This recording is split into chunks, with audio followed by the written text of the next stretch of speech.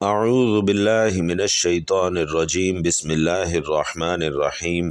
السلام علیکم ورحمۃ اللہ وبرکاتہ۔ بھائیوں اور بہنوں، ہر روز عصر کی نماز کے بعد یہ ایک مختصر سی تسبیح ضرور پڑھ لیا کریں۔ انشاءاللہ غریبی اور مفلسی ساری زندگی آپ کے پاس نہیں آئے گی۔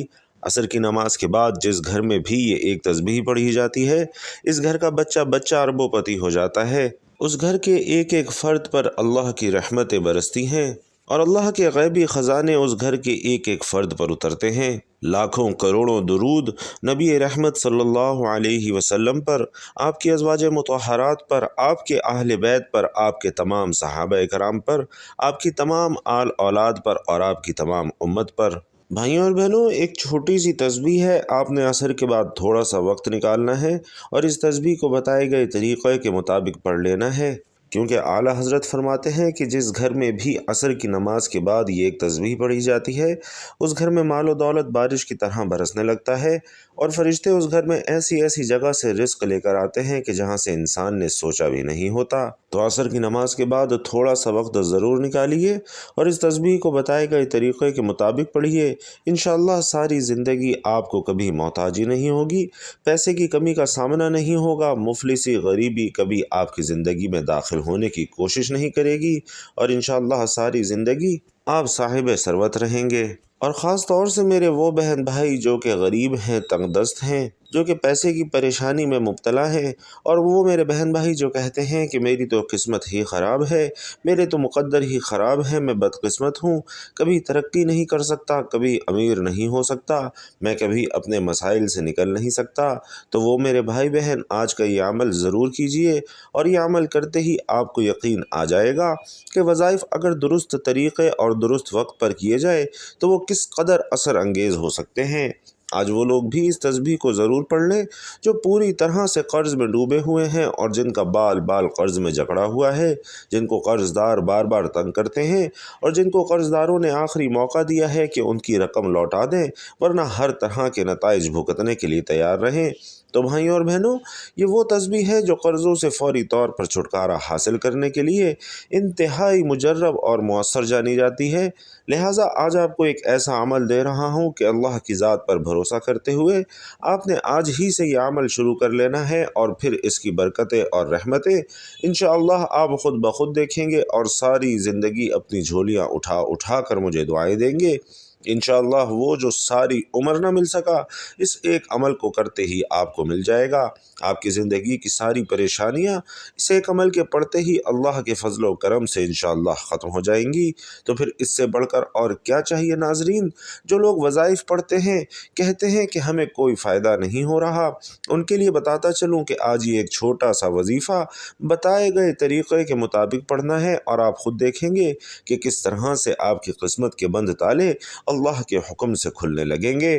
بھائیوں اور بہنوں، آج کے فتنے بھرے دور میں بہت سے لوگ ایسے ہیں، خاص طور پر بہت سی خواتین ایسی ہیں کہ جنہوں نے اپنی زندگی کے مسائل کے ہاتھوں تنگ آ کر اپنے آپ کو ٹینشن اور ڈپریشن کا شکار کر لیا ہے، جو مسائل کے سبب پریشان اور بیمار رہنے لگی ہیں۔ تو آپ سے صرف اتنا کہوں گا کہ میری بہنوں، ہمت اور حوصلہ کبھی مت ہارنا۔ اللہ سبحانہ و تعالیٰ کی ذات پر بھروسہ کرتے ہوئے یہ ایک چھوٹا سا عمل اپنی زندگیوں میں داخل کر لینا اور خود اپنے مسائل کو حل ہوتا ہوا دیکھ لینا۔ یہ بھی بتا دوں کہ آج کا یہ عمل کوئی گھنٹوں منٹوں پر مشتمل نہیں ہے، بلکہ صرف 1 سے 1.5 منٹ کا یہ عمل ہے۔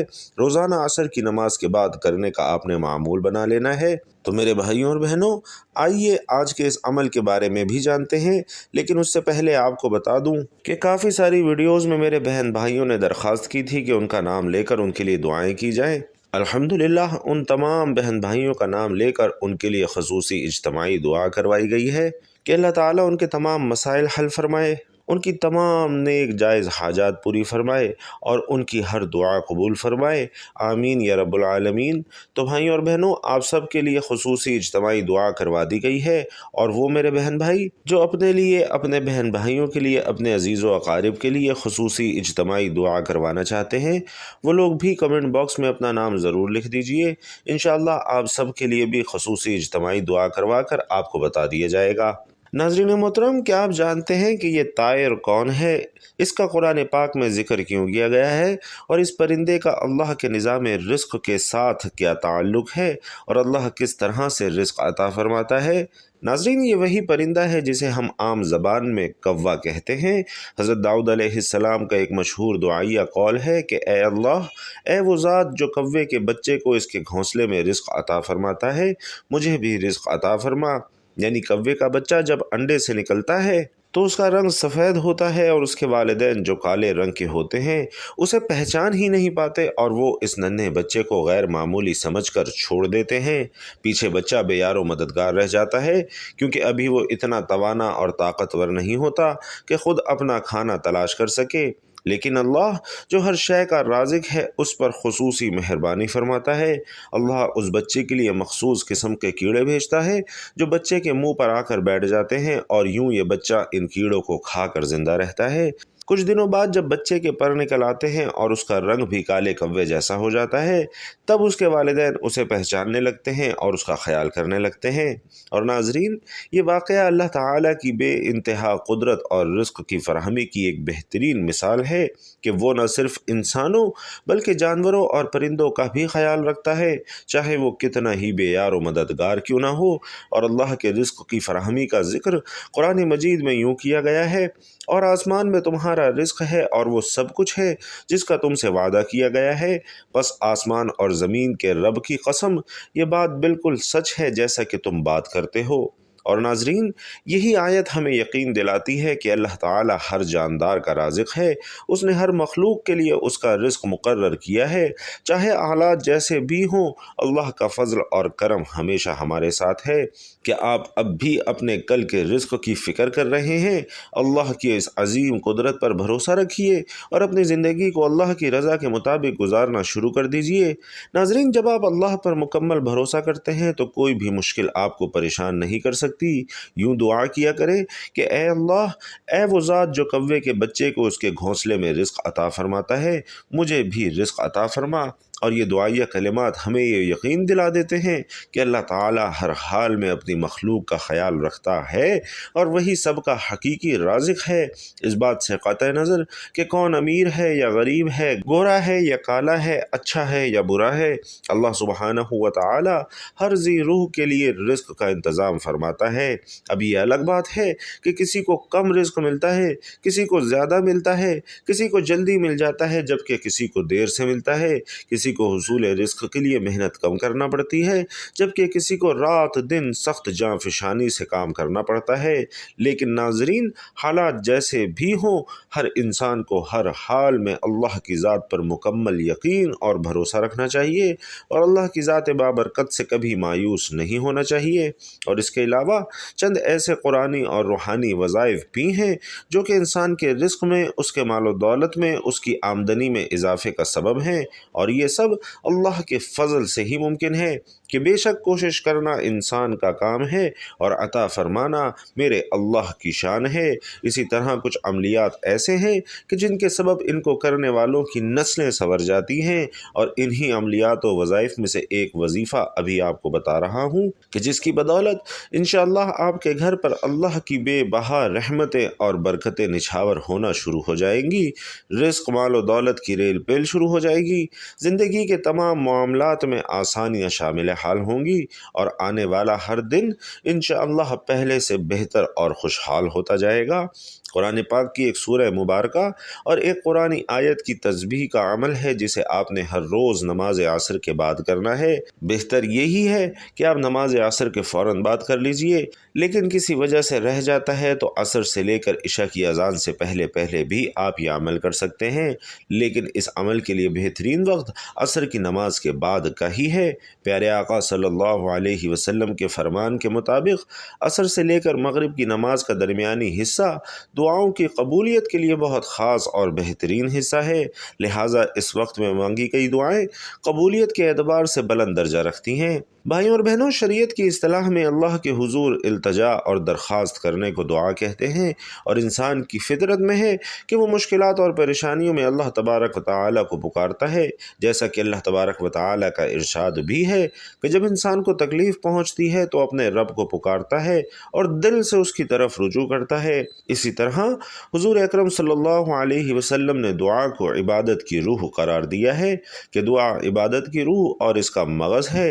حضور نبی کریم صلی اللہ علیہ وسلم نے یہ بھی فرمایا کہ دعا عین عبادت ہے، اور اللہ نے انبیاء کرام و صالحین کی دعاؤں کا ذکر اپنے پاک کلام میں متعدد مرتبہ فرمایا ہے کہ ہر شخص محتاج ہے اور زمین و آسمان کے سارے خزانے اللہ ہی کے قبضے میں ہیں، وہی سائلوں کو رزق عطا کرتا ہے۔ ارشاد باری تعالی ہے کہ اللہ بے نیاز ہے اور تم سب محتاج ہو۔ اور ناظرین، انسان کی محتاجی اور اس کی فقیری کا تقاضا یہی ہے کہ بندہ اپنے مولا سے اپنی حاجت اور ضرورت کو مانگے اور اپنے کسی بھی عمل کے ذریعے اللہ سے بے نیازی کا شائبہ بھی نہ ہونے دے، کیونکہ یہ بات مقام عبدیت اور دعا کے عین منافی ہے۔ دعا کی اہمیت کے لیے صرف یہی کافی ہے کہ اللہ تعالیٰ نے سورۃ الفاتحہ میں اپنے بندوں کو نہ صرف دعا مانگنے کی تعلیم دی ہے بلکہ دعا مانگنے کا طریقہ بھی بتایا ہے۔ اللہ فرماتا ہے، اے پیغمبر، جب آپ سے میرے بندے میرے متعلق دریافت کریں تو فرما دیجئے کہ میں قریب ہی ہوں، جب کوئی مجھے پکارتا ہے تو میں پکارنے والے کی پکار سنتا ہوں۔ غرض یہ کہ دعا قبول کرنے والا خود ضمانت دے رہا ہے کہ دعا قبول کی جاتی ہے، تو اس سے بڑھ کر دعا کی اہمیت کیا ہو سکتی ہے۔ اللہ نے بندوں کو حکم دیتے ہوئے فرمایا کہ تمہارے پروردگار نے کہا کہ تم مجھ سے دعا کرو، میں تمہاری دعا قبول کروں گا۔ اور بھائیوں اور بہنوں، حضور نبی کریم صلی اللہ علیہ وسلم نے بھی نہ صرف اللہ سے دعا کرنے کی ترغیب دی ہے بلکہ اس کے فضائل اور اس کے آداب بھی بیان فرمائے ہیں۔ رسول علیہ الصلاۃ والسلام فرماتے ہیں کہ اللہ کے یہاں دعا سے زیادہ کوئی عمل عزیز نہیں ہے، یعنی انسانوں کے اعمال میں دعا ہی کو اللہ کی رحمت اور عنایت کو کھینچنے کی سب سے زیادہ طاقت ہے۔ اور سرور کائنات صلی اللہ علیہ وسلم یہ بھی تو فرما رہے ہیں کہ تم میں سے جس کے لیے دعا کا دروازہ کھل گیا تو اس کے لیے رحمت کے دروازے کھل گئے، اور اللہ کو سب سے زیادہ محبوب یہ ہے کہ بندہ اس سے عافیت کی دعا کرے۔ ناظرین کرام، اللہ کے نبی فرما رہے ہیں کہ دعا کو مومن کا خاص ہتھیار یعنی اس کی طاقت بتایا ہے، اور دعا کو ہتھیار سے تشبیہ دینے کی خاص حکمت یہی ہے کہ جس طرح ہتھیار دشمن کے حملے وغیرہ سے بچاؤ کا ذریعہ ہے، اسی طرح دعا بھی آفات سے حفاظت کا ذریعہ ہے۔ حضور نبی کریم صلی اللہ علیہ وسلم نے فرمایا کہ تمہارے پروردگار میں بدرجہ غایت حیا اور کرم کی صفت ہے۔ جب بندہ اس کے آگے مانگنے کے لیے ہاتھ پھیلاتا ہے، اس کو حیا آ جاتی ہے کہ ان کو خالی ہاتھ واپس کر دے، یعنی اللہ کچھ نہ کچھ عطا فرمانے کا فیصلہ ضرور فرما دیتا ہے۔ اور بھائیوں اور بہنوں، نبی کریم صلی اللہ علیہ وسلم کا یہ ارشاد حقیقت میں سائل کے لیے ایک امید کی کرن ہے کہ اللہ ایسا کریم ہے جو مانگنے والوں کو کبھی محروم کرتا ہی نہیں اور بندے کی مصلحت کے مطابق ضرور عطا کرتا ہے۔ نبی کریم صلی اللہ علیہ وسلم فرماتے ہیں کہ جو بندہ اللہ سے نہ مانگے اللہ اس پر ناراض ہو جاتا ہے۔ بھائیوں اور بہنوں، دنیا میں کوئی ایسا نہیں ہے جو سوال نہ کرنے سے ناراض ہوتا ہو، حتیٰ کہ والدین بھی اولاد کے ہر وقت مانگنے اور سوال کرنے سے چڑھ جاتے ہیں، مگر اللہ اپنے بندوں پر اتنا مہربان ہے کہ جو بندہ اس سے نہ مانگے وہ اس سے ناراض ہو جاتا ہے، کیونکہ اللہ سے دعا نہ کرنا تکبر کی علامت ہے اور مانگنے پر اسے پیار آ جاتا ہے۔ تو ناظرین کرام، آج کا وظیفہ بھی در حقیقت اللہ سے مانگنے کا ہی ایک بہترین عمل ہے کہ اس عمل کے سبب مانگی گئی دعا اللہ پاک رد نہیں فرمائے گا۔ لہٰذا ہمارے وہ بھائی اور بہنیں جو اپنے روزمرہ کے گھریلو معاملات سے تنگ آ چکے ہیں، جو اپنے ذہن میں یہ بات بٹھا چکے ہیں کہ اب ان کی زندگیاں اسی طرح غربت اور افلاس میں ہی رہ کر بسر ہونے والی ہیں، اور جو لوگ اللہ کی رحمتوں سے مایوس ہو چکے ہیں، تو آج کا یہ عمل ایسے افراد کے لیے ہے۔ नाज़रीन मोहतरम, जो लोग साइकिल, मोटरसाइकिल, गाड़ी वगैरह का इस्तेमाल करते हैं वो ये बात बखूबी जानते हैं कि ये चीज़ें इंसान की सहूलत के लिए हैं, लेकिन कभी कभार ये ख़राब भी हो जाती हैं और फिर इन्हें मरम्मत भी करवाना पड़ता है, उन्हें किसी मकैनिक के पास लेकर जाना पड़ता है। इसी तरह से ज़िंदगी की गाड़ी भी चलते चलते रुक जाए तो हालात से मायूस होने के बजाय इसकी ख़राबी को दूर करने की फ़िक्र करनी चाहिए और देखना चाहिए कि ज़िंदगी में हमसे कौन सी ऐसी ख़ताएँ हुई हैं कि जिसके बायस हमारी चलती हुई ज़िंदगी में खलल वाक़ हुआ है और ज़िंदगी के मामलात रुकावट का शिकार हो गए हैं। हालात बदलते रहते हैं, नामुनासिब हालात से भी कभी मायूस नहीं होना चाहिए, बल्कि ऐसी सूरत में पहले से भी बढ़कर अल्लाह की जानिब रुजू कर लेना चाहिए और बढ़ चढ़ कर दुआएँ करनी चाहिए। और आज का वजीफ़ा असर की नमाज के बाद कुरान पाक की एक सूरत और एक कुरानी आयत का वजीफ़ा है। मुकम्मल तरीक़ा भी समाअत फरमा लीजिए कि असर की नमाज के 4 फ़र्ज़ अदा करने के बाद जाए नमाज पर बैठे बैठे आपने यह अमल करना है। उस वक्त आप बावज़ू हालत में होंगे और असर की नमाज के बाद का वक्त दुआओं की कबूलियत के लिहाज से वैसे भी एक बेहतरीन वक्त है और इस वक्त इंसान की बहुत ज़्यादा मसरूफ़ियत भी नहीं होती, तो 2-3 मिनट का यह अमल इंतहाई तवज्जो, यकसूई और खुशू और खुजू के साथ हो जाता है। सबसे पहले दुरूद पाक पढ़ लेना है। अल्लाहुम्मा सल्लि अला मुहम्मदिन व अला आलि मुहम्मदिन कमा सल्लैता अला इब्राहीम व अला आलि इब्राहीम इन्नका हमीदुम मजीद। अल्लाहुम्मा बारिक अला मुहम्मदिन व अला आलि मुहम्मदिन कमा बारकता अला इब्राहीम व अला आलि इब्राहीम इन्नका हमीदुम मजीद। दुरूद पाक पढ़ने के बाद अपनी हाजात की नियत कर लेनी है। एक हाजत हो या एक से ज़्यादा हो, अल्लाह रब्बुल इज़्ज़त के सामने पूरे यकीन और इस एतमाद के साथ अपनी हाजात पेश करनी है कि वो अता फरमाने वाला अज़ीमुश्शान परवरदिगार है और ऐसा परवरदिगार है जो अपने बंदों के मांगने पर खुश होता है। और जो बंदा अल्लाह से पुर उम्मीद होकर दुआ करता है तो अल्लाह उसकी दुआ को भी ज़रूर कबूल फरमाता है। आप कर्ज़े में मुब्तला हैं, उसकी नियत कर लें। कारोबार में वुसअत चाहिए, उसकी नियत कर लें। अपना ज़ाती मकान ख़रीदना चाहते हैं, गाड़ी, दौलत या और कोई ख्वाहिश पूरी करवाना चाहते हैं, औलाद की तरक्की और खुशहाली चाहते हैं या जवान औलाद के लिए अच्छा रिश्ता चाहते हैं। अलगरज़ भाइयों और बहनों, आपकी जो भी हाजत है और आप अपनी जो भी फरियाद अल्लाह के सामने पेश करना चाहते हैं, एक बार उसकी नियत कीजिए और अऊज़ु बिल्लाहि मिनश शैतानिर रजीम बिस्मिल्लाहिर रहमानिर रहीम पढ़कर यह अमल शुरू कीजिए। और अमल इस तरह करना है कि सबसे पहले आपने उम्मुल कुरा की तिलावत करनी है, यानी सूरतुल फातिहा, जो कि कुरान पाक की सबसे पहली सूरह मुबारका है और जो हम हर नमाज की हर रकत में भी पढ़ते हैं। इस सूरह मुबारका की तिलावत इस तरह से करनी है कि हर बार इसकी तिलावत से पहले बिस्मिल्लाहिर रहमानिर रहीम ज़रूर पढ़ लेना है और आप इसकी तिलावत हाथों की उंगलियों पर गिनकर कर लें या फिर तस्बीह के दानों पर गिनकर कर लें। आपने सूरतुल फातिहा की तिलावत 11 मरतबा करनी है, क्योंकि इस अमल के लिए ये एक मखसूस तादाद है जिसका ख्याल रखना ज़रूरी है। आपने 11 मरतबा गिनकर सूरतुल फातिहा की तिलावत करने के बाद कुरान पाक की एक आयत मुबारका की तस्बीह कर लेनी है। ये आयत सूरतुल इनाम की आयत नंबर 17 है। वइन यमसस्कल्लाहु बिदुर्रिन फला काशिफ़ लहु इल्ला हु वइन यमसस्क बिखैरिन फ़हुव अला कुल्लि शैइन क़दीर। भाइयों और बहनों, दोबारा समाअत फरमा लीजिए। वइन यमसस्कल्लाहु बिदुर्रिन फला काशिफ़ लहु इल्ला हु वइन यमसस्क बिखैरिन फ़हुव अला कुल्लि शैइन क़दीर।